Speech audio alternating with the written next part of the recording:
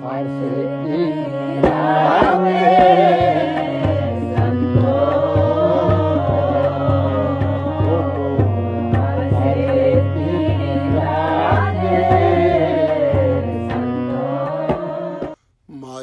ਖਾਟ ਆਇਓ ਘਰ ਪੂਤਾ।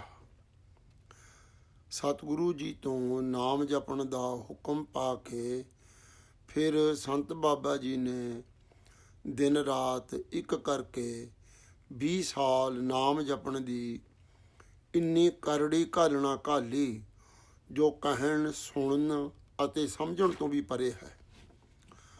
ਸਧਾਰਨ ਵਿਅਕਤੀ ਲਈ ਮੰਨਣਾ ਹੀ ਮੁਸ਼ਕਲ ਹੈ ਕਿ ਖੁਦ ਹੀ ਮਨ 'ਤੇ ਬੈਠ ਕੇ ਵੀ ਕਦੇ ਭਗਤੀ ਹੋ ਸਕਦੀ ਹੈ।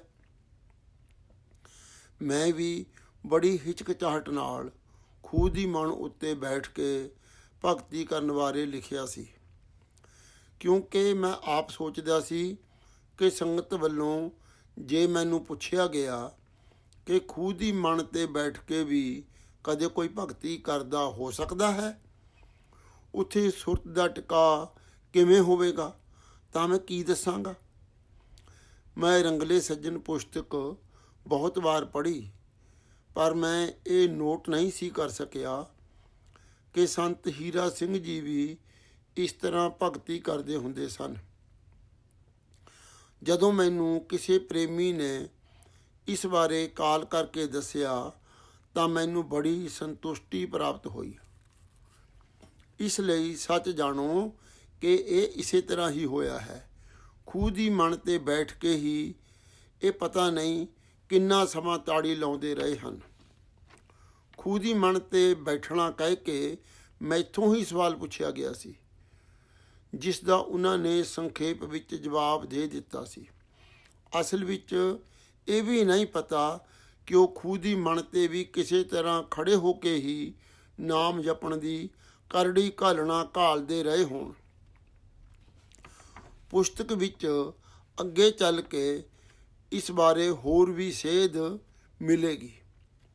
ਸਭ ਨੂੰ ਮਹਿਸੂਸ ਹੋ ਜਾਵੇਗਾ ਕਿ ਸੰਤ ਜੀ ਦੀ ਭਗਤੀ ਨੂੰ ਨੀਵੇਂ ਪੱਧਰ 'ਤੇ ਲਿਆ ਕੇ ਪੇਸ਼ ਕਰਨ ਦਾ ਅਪਰਾਧ ਮੇਰੇ ਤੋਂ ਮੇਰੇ ਅੰਦਰ ਦੇ ਡਰ ਨੇ ਹੀ ਕਰਵਾ ਦਿੱਤਾ। ਮੈਂ ਵਾਰ-ਵਾਰ ਕਹਿ ਵੀ ਤਾਂ ਰਿਹਾ ਹਾਂ ਕਿ ਸੰਤ ਜੀ ਤਾਂ ਇੰਨੇ ਉੱਚੇ ਜੀਵਨ ਵਾਲੇ ਹੋਏ ਅਤੇ ਮੈਂ ਬਿਲਕੁਲ ਜ਼ੀਰੋ। ਗਲਤੀਆਂ ਤਾਂ ਮੇਰੇ ਤੋਂ ਹੋਣਗੀਆਂ ਹੀ। ਮੈਂ ਆਸ ਰੱਖਦਾ ਹਾਂ ਕਿ ਗੁਰੂ ਸਾਹਿਬ ਪਰਲੋਕ ਜਾ ਵਸੀ ਅਤੇ ਇੱਥੋਂ ਦੀ ਸੰਗਤ ਮੈਨੂੰ ਮੁਆਫ ਵੀ ਕਰਦੇ ਜਾਣਗੇ।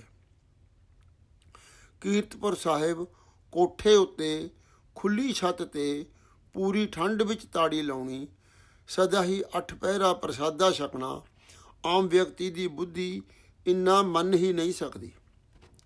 ਆਮ ਵਿਅਕਤੀ ਲਈ ਤਾਂ ਕਹਿਣਾ ਹੀ ਕੀ ਹੈ, ਨਾਮ ਦੀ ਕਮਾਈ ਕਰਨ ਵਾਲੇ ਗੁਰਸਿੱਖਾਂ ਲਈ ਵੀ ਇਹ ਬਹੁਤ ਹੀ ਮੁਸ਼ਕਲ ਹੈ ਕਿ ਉਹ ਕੀਰਤਪੁਰ ਸਾਹਿਬ ਅੱਤ ਦੀ ਸਰਦੀ ਵਿੱਚ ਇਸ ਤਰ੍ਹਾਂ ਸਾਰੀ ਰਾਤ ਹਰ ਰੋਜ਼ ਬੈਠ ਕੇ ਜਾਂ ਖੜ੍ਹ ਕੇ ਭਗਤੀ ਕਰ ਸਕਣ। ਪਰ ਮੈਨੂੰ 30 ਸਾਲਾਂ ਵਿੱਚ ਅਲੱਗ ਸਮਿਆਂ 'ਤੇ ਗੱਲਾਂ ਕਰਦੇ ਹੋਏ ਇੱਕ ਕਰਕੇ ਹੌਲੀ ਸਾਰੀ ਜਾਣਕਾਰੀ ਸਿੱਧੇ ਤੌਰ 'ਤੇ ਉਹਨਾਂ ਤੋਂ ਹੀ ਮਿਲੀ ਹੋਈ ਹੈ। ਬਸ ਇੱਕ ਗੱਲ ਕਰਕੇ ਹੀ ਇਹ ਸਾਰਾ ਕੁਝ ਜੋ ਅਸੰਭਵ ਸੀ ਬੜਾ ਸੁਖੈਨ ਬਣਿਆ ਰਿਹਾ। ਸਿਰ ਉੱਪਰ ਠਾਂਡਾ ਗੁਰਸੂਰਾ, ਨਾਨਕ ਤਾਂ ਕੇ ਕਾਰਜ ਪੂਰਾ। ਜਾਂ ਆਪਣੀ ਭਗਤ ਆਪ ਕਰਾਈ, ਆਪੇ ਸੇਵਾ ਲਾਏ।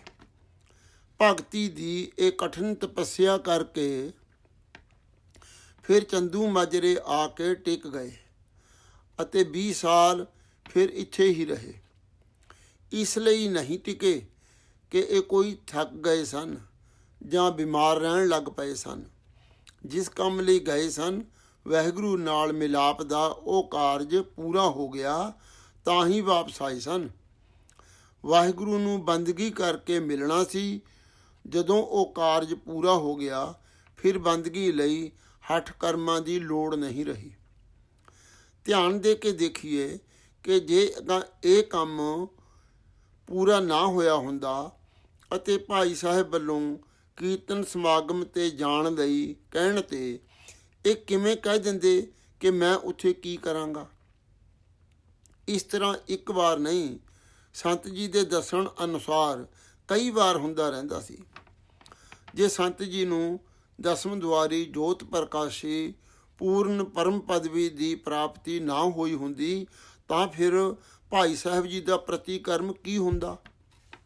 ਸਪਸ਼ਟ ਹੈ ਕਿ ਭਾਈ ਸਾਹਿਬ ਜੀ ਨੇ ਇਹਨਾਂ ਵਿਰੁੱਧ ਕੋਈ ਵੀ ਸਖਤ ਕਾਰਵਾਈ ਅਵੱਸ਼ ਕਰਨੀ ਸੀ, ਪਰ ਕਾਰਵਾਈ ਤਾਂ ਕੀ, ਭਾਈ ਸਾਹਿਬ ਦੇ ਨਾਲ ਤਾਂ ਸਦਾ ਹੀ ਇੱਕਮਿਕ ਹੋ ਕੇ ਰਹੇ।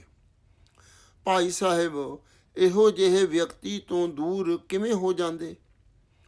ਉਹ ਤਾਂ ਇਹੋ ਜਿਹੇ ਗੁਰਸਿੱਖਾਂ ਨੂੰ ਆਪਣੀ ਜਿੰਦ ਜਾਨ ਹੀ ਸਮਝਦੇ ਸਨ। ਸਾਡੇ ਵਰਗੇ ਸਧਾਰਨ ਬੰਦਿਆਂ ਲਈ ਇਹ ਕਹਾਣੀ ਮਤ ਬੁੱਧ ਸੁਰਤ ਤੋਂ ਪਰੇ ਹੈ। ਇਹੋ ਜਿਹਾ ਗੁਰਸਿੱਖ ਭਾਈ ਸਾਹਿਬ ਜੀ ਦੀ ਪ੍ਰੇਮੀ ਸੰਗਤ ਵਿੱਚ ਕੋਈ ਵੀ ਨਹੀਂ ਹੋਇਆ ਜਿਹੜਾ ਮਹਾਂ ਸਤਿਕਾਰਯੋਗ ਭਾਈ ਸਾਹਿਬ ਭਾਈ ਰਣਧੀਰ ਸਿੰਘ ਜੀ ਅੱਗੇ ਇਹ ਬਚਨ ਬੋਲ ਜਾਵੇ ਕਿ ਸਮਾਗਮ ਵਿੱਚ ਜਾ ਕੇ ਮੈਂ ਕੀ ਕਰਾਂਗਾ, ਅਤੇ ਭਾਈ ਸਾਹਿਬ ਉਹਨਾਂ ਦੇ ਅਜਿਹੇ ਬੋਲਾਂ 'ਤੇ ਭੋਰਾ ਵੀ ਇਤਰਾਜ਼ ਕਰਨ ਦੀ ਥਾਂ ਖੁਸ਼ੀ ਹੀ ਪ੍ਰਗਟ ਕਰਦੇ ਰਹਿਣ। ਭਾਈ ਸਾਹਿਬ ਜੀ ਦਾ ਸੰਤ ਜੀ ਪ੍ਰਤੀ ਅਜਿਹਾ ਵਿਸ਼ੇਸ਼ ਕਿਸਮ ਦਾ ਰਵੱਈਆ ਬਹੁਤ ਕੁਝ ਬਿਨਾਂ ਬੋਲੇ ਤੋਂ ਹੀ ਦੱਸ ਰਿਹਾ ਹੈ ਕਿ ਉਹ ਸੰਤ ਜੀ ਪ੍ਰਤੀ ਕੀ ਸੋਚਦੇ ਸਨ। ਸੰਤ ਜੀ ਦੇ ਅਜਿਹੇ ਬੋਲਾਂ ਨੂੰ ਸੁਣ ਕੇ ਪ੍ਰੇਮ ਰਸ ਵਿੱਚ ਭਰੇ ਹੋਏ ਹਲਕੇ ਜਿਹੇ ਰੋਹਬ ਨਾਲ ਕੇਵਲ ਇੰਨਾ ਹੀ ਕਹਿਣਾ ਕਿ ਨਹੀਂ, ਸਮਾਗਮ 'ਤੇ ਚੱਲਣਾ ਹੈ। ਸੰਤ ਜੀ ਪ੍ਰਤੀ ਭਾਈ ਸਾਹਿਬ ਦੀ ਦ੍ਰਿਸ਼ਟੀ ਬਾਰੇ ਬਿਆਨ ਕਰਨ ਤੋਂ ਕੀ ਬਾਕੀ ਛੱਡ ਗਿਆ। ਉਮਰ ਵਿੱਚ ਸੰਤ ਜੀ ਭਾਈ ਸਾਹਿਬ ਜੀ ਤੋਂ 36 ਸਾਲ ਛੋਟੇ ਹੋਣ ਕਰਕੇ ਪਿਆਰ ਵਿੱਚ ਇਹ ਰਿਸ਼ਤਾ ਪਿਓ ਪੁੱਤਰ ਦਾ ਬਣਦਾ ਸੀ। ਗੁਰਸਿੱਖ ਪਿਓ ਪੁੱਤਰਾਂ ਦਾ ਰਿਸ਼ਤਾ ਹੋਰ ਇਸ ਤੋਂ ਵਧੀਆ ਕੀ ਹੋ ਸਕਦਾ ਹੈ ਕਿ ਭਾਈ ਸਾਹਿਬ ਜੀ ਨੇ ਸੰਤ ਜੀ ਨੂੰ ਪਿਆਰ ਨਾਲ ਕਾਫੀ ਸਮਾਂ ਆਪਣੇ ਘਰ ਵੀ ਰੱਖਿਆ। ਸੰਤ ਜੀ ਹੈ ਹੀ ਬਹੁਤ ਗੁਪਤ ਕਿਸਮ ਦੇ ਸਨ। ਪਤਾ ਨਹੀਂ ਕਿੰਨੀਆਂ ਕੁ ਗੱਲਾਂ ਭਾਈ ਸਾਹਿਬ ਦੀ ਰਸਨਾ ਤੋਂ ਇਹਨਾਂ ਪ੍ਰਤੀ ਬੋਲੀਆਂ ਗਈਆਂ ਹੋਣਗੀਆਂ ਜਿਨ੍ਹਾਂ ਦਾ ਸਾਨੂੰ ਕਿਸੇ ਨੂੰ ਵੀ ਨਹੀਂ ਪਤਾ। ਸੰਤ ਜੀ ਉਹਨਾਂ ਪ੍ਰੇਮ ਭਰੀਆਂ ਗੱਲਾਂ ਨੂੰ ਆਪਣੇ ਹਿਰਦੇ ਵਿੱਚ ਛੁਪਾ ਕੇ ਰੱਖਦੇ ਹੋਏ ਸੱਚੀ ਦਰਗਾਹ ਵਿੱਚ ਸੱਚਾ ਮਾਣ ਪਾਉਣ ਵਾਸਤੇ ਨਾਲ ਹੀ ਲੈ ਗਏ। ਭਾਈ ਸਾਹਿਬ ਤਾਂ ਸਭ ਕੁਝ ਜਾਣਨ ਵਾਲੇ ਸਨ, ਨਹੀਂ ਤਾਂ ਉਹਨਾਂ ਨੇ ਗੁਰਸਿੱਖਾਂ ਦੀ ਸੰਗਤ ਦੇ ਕਹੇ ਤੋਂ ਬੇਪਰਵਾਹ ਨਹੀਂ ਹੋਣਾ ਸੀ ਅਤੇ ਸੰਤ ਜੀ ਨੂੰ ਸੰਗਤ ਦੇ ਕਹੇ ਤੋਂ ਗ੍ਰਸਤੀ ਜੀਵਨ ਵਿੱਚ ਪਰੋ ਦਿੰਦੇ। 1930 ਤੋਂ 1961 ਤੱਕ ਭਾਈ ਸਾਹਿਬ ਜੀ ਨੇ ਇਹਨਾਂ ਨੂੰ ਆਪਣੀ ਜਿੰਦ ਜਾਨ ਤੋਂ ਵੀ ਵੱਧ ਪ੍ਰੇਮ ਇਸੇ ਕਰਕੇ ਹੀ ਕੀਤਾ ਕਿ ਇਹ ਅਜੇ ਸੰਸਾਰ ਵਿੱਚ ਜੀਵਤ ਪਰ ਉਹਨਾਂ ਦੇ ਰੰਗਲੇ ਸੱਜਣ ਸਨ। ਮੈਨੂੰ ਇਹ ਵਚਨ ਬਾਬਾ ਜੀ ਗੁਰਬਚਨ ਸਿੰਘ ਜੀ ਮੁਕਾਰਮਪੁਰ ਵਾਲਿਆਂ ਨੇ ਕਹੇ ਵੀ ਸਨ ਕਿ ਸੰਤ ਜੀ ਸੰਸਾਰ ਤੋਂ ਸੱਚਖੰਡ ਚਲੇ ਗਏ ਹੁੰਦੇ ਤਾਂ ਇਹਨਾਂ ਦਾ ਨਾਮ ਬਿਲਕੁਲ ਰੰਗਲੇ ਸੱਜਣਾ ਵਿੱਚ ਬਹੁਤ ਸੋਹਣੀ ਤਰ੍ਹਾਂ ਦਰਜ ਹੋਣਾ ਸੀ। ਪਰੰਤੂ ਭਾਈ ਸਾਹਿਬ ਜੀ ਨੇ ਰੰਗਲੇ ਸੱਜਣ ਪੁਸਤਕ ਵਿੱਚ ਕੇਵਲ ਉਹਨਾਂ ਦੇ ਜੀਵਨ ਦੀਆਂ ਹੀ ਪ੍ਰੇਮ ਕਹਾਣੀਆਂ ਲਿਖੀਆਂ ਹੋਈਆਂ ਹਨ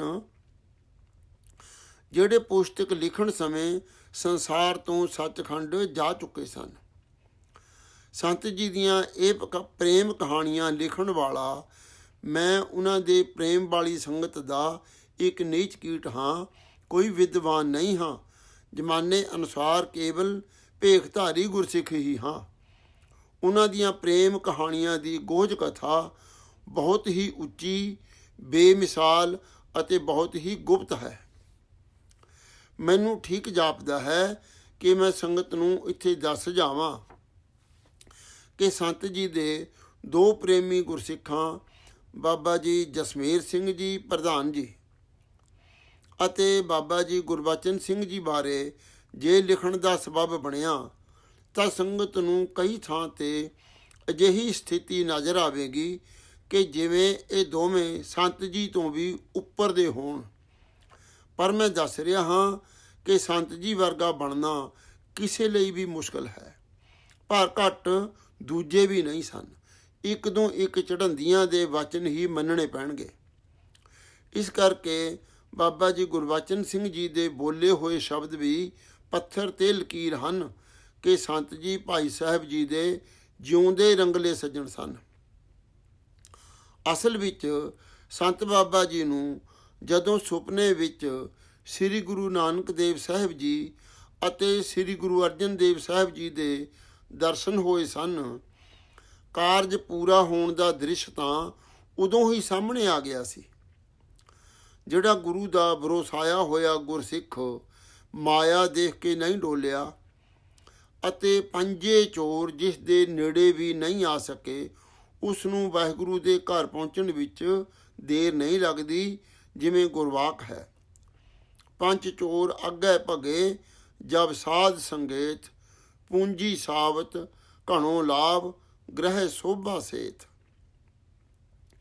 ਇਹ ਪੰਜ ਚੋਰ ਹੀ ਹਨ ਜਿਹੜੇ ਸਭਨਾਂ ਨੂੰ ਵਾਹਿਗੁਰੂ ਤੋਂ ਵਿਛੋੜ ਕੇ ਰੱਖਦੇ ਹਨ। ਜਿਵੇਂ ਗੁਰਫੁਰਮਾਨ ਹਨ, ਪੰਜ ਦੂਤ ਮਿਲ ਪਿਰੋਂ ਵਿਛੋੜੀ, ਭ੍ਰਮ ਭ੍ਰਮ ਰੋਵੈ ਹਾਥ ਪਛੋੜੀ। ਜਾਂ ਇਨ ਪੰਚਨ ਮੇਰੋ ਮਨ ਜੋ ਵਿਗਾਰਿਓ, ਪਲ ਪਲ ਹਰ ਜੀਤੇ ਅੰਤਰ ਪਾਰਿਓ। ਸੰਤ ਜੀ ਨੇ ਗੁਰੂ ਦੀ ਪ੍ਰੇਰਨਾ ਅਨੁਸਾਰ ਆਪ ਹੀ ਇਸ ਗੱਲ ਦੀ ਪੁਸ਼ਟੀ ਕਰ ਦਿੱਤੀ ਸੀ ਕਿ ਸੁਪਨੇ ਵਿੱਚ ਨਜ਼ਰ ਆਏ ਜੰਗਲੀ ਜਾਨਵਰ ਪੰਜ ਚੋਰ ਹੀ ਸਨ। ਉਹ ਉਪਰੋਕਤ ਅਨੁਸਾਰ ਗੁਰੂ ਸਾਹਿਬਾਨ ਦੀ ਸੰਗਤ ਸਦਕਾ ਨੇੜੇ ਨਹੀਂ ਆ ਸਕੇ। ਫਿਰ ਵਿਛੋੜਨ ਵਾਲਾ ਹੋਰ ਕੌਣ ਰਹਿ ਗਿਆ?